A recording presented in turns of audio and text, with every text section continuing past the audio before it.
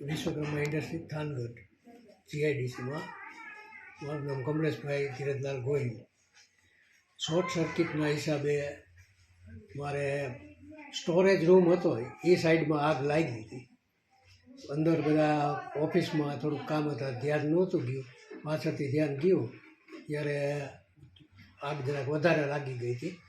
પછી અમે નગરપાલિકામાં ફોન કર્યો અને ફાઇટરવાળા તરત આવી ગયા.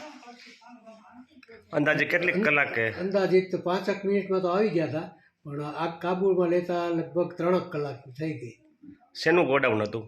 ગોડાઉન હતું આમ પ્લાસ્ટિકની થોડીક આઈટમ હતી અને બધો જે મટીરિયલ, પેકિંગ મટીરિયલના બોક્સ ને એ બધું હતું, લાકડાના ઘોડા ને એવું બધું હતું. એટલે એના હિસાબે જરાક વધારે આગ લાગી.